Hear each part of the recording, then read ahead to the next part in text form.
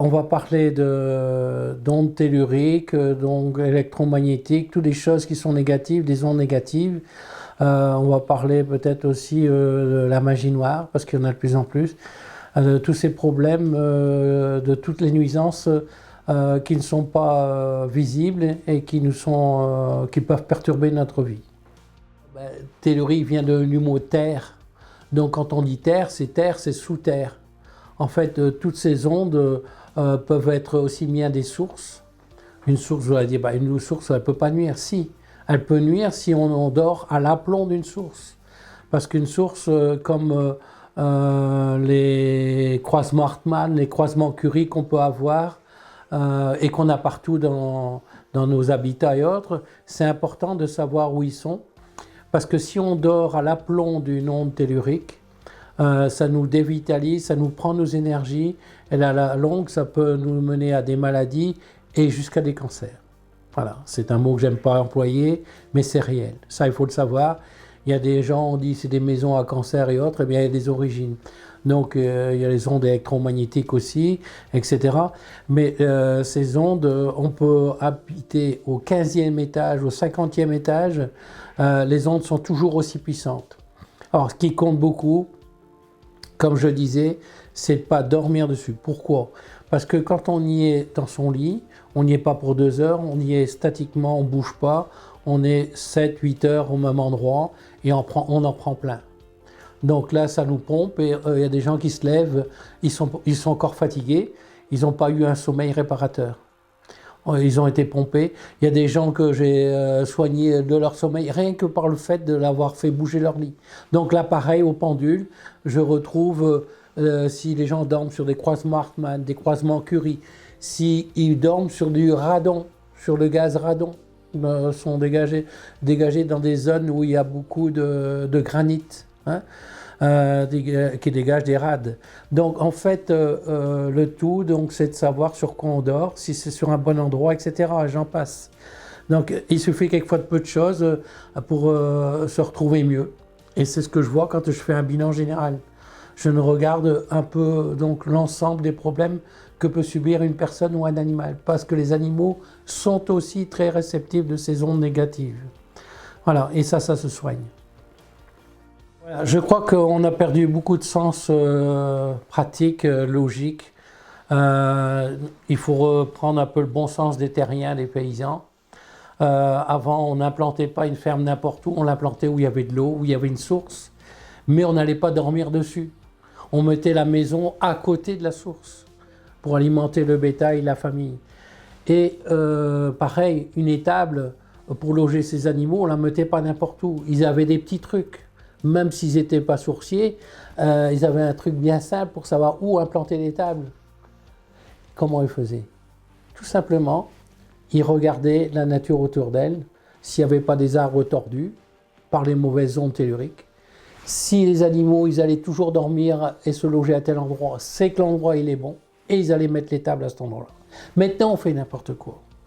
On construit n'importe où, n'importe comment. On ne regarde même pas le sens d'orientation de la maison par rapport au soleil, par rapport au vent dominant, pour avoir la fraîcheur dans sa chambre. On ne regarde pas pour dormir avec la tête au nord. On ne regarde pas si on dort sur une source. C'est quoi ça?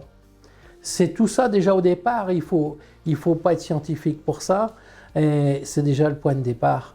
Parce que des nuisances, il y en a tellement. Hein, je n'ai pas parlé des antennes relais, je n'ai pas parlé des Wi-Fi, tout ça, il y a des champs magnétiques, des mauvaises prises de terre, tout ça, je le détecte. Et ça, il y a des remèdes à tout ça. Il y a des remèdes et c'est la base. Voilà. Hein, il ne faut pas aller chercher loin, il faut des petites choses simples. Voilà. Et on est là pour vous aider. Aujourd'hui, si vous voulez bien, on va parler de la magie noire. On l'appelle aussi envoûtement, on l'appelle le mauvais œil, bon voilà, on lui a jeté un mauvais sort. Voilà. Donc, la magie noire peut revêtir différentes formes, mais le problème c'est que celui qui est sous magie noire, sous envoûtement, qui a subi des sorts, il ne s'en aperçoit pas.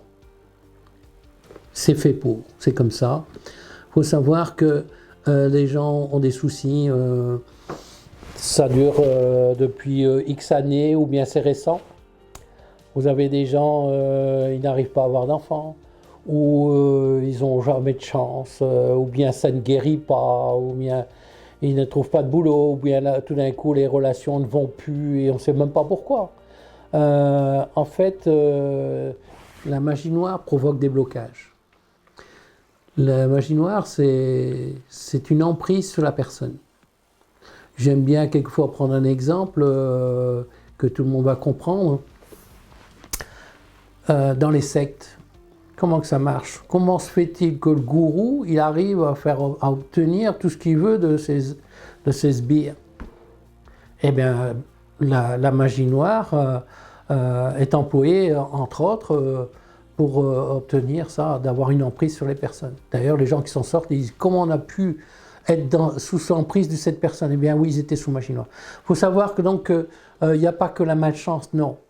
Les gens deviennent plus agressifs, les gens sont plus solitaires, il y a beaucoup plus de difficultés à réussir sa vie, et donc il y a beaucoup de gens qui sont jaloux, aigris, envieux, méchants. C'est un peu les termes que je retrouve chez des gens qui jettent des sorts d'ailleurs. Hein. Donc on peut être sous sortilège, et un enfant peut être sous sortilège. Un bébé peut l'être comme un animal, parce que pour faire mal au maître, on fait mal à l'enfant de la maison qui peut être un chien ou son chat. Et ça, je l'ai vu plus d'une fois.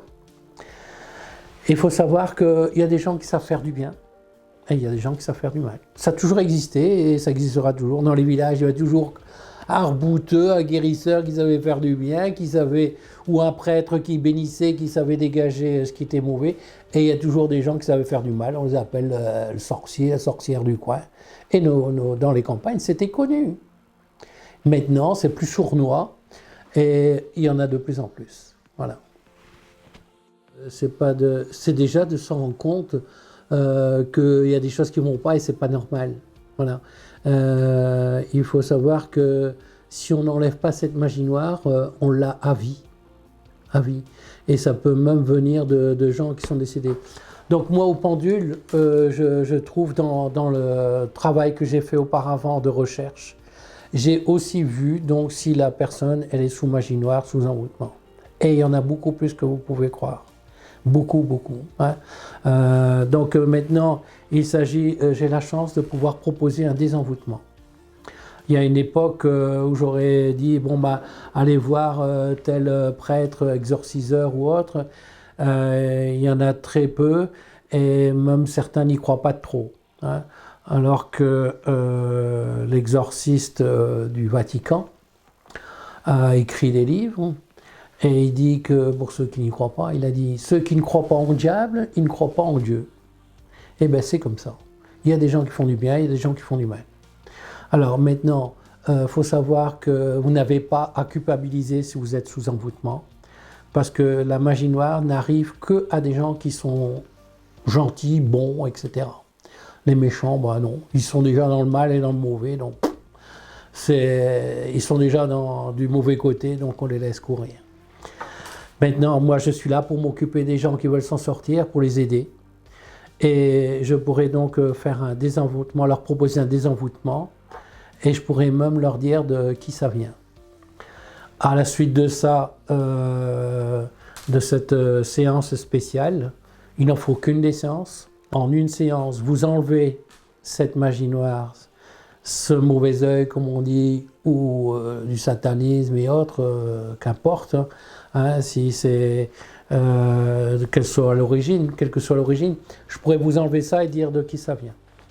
Voilà. Donc il y aura des petites choses à faire par la suite et c'est immédiat. En fait, le déblocage est immédiat.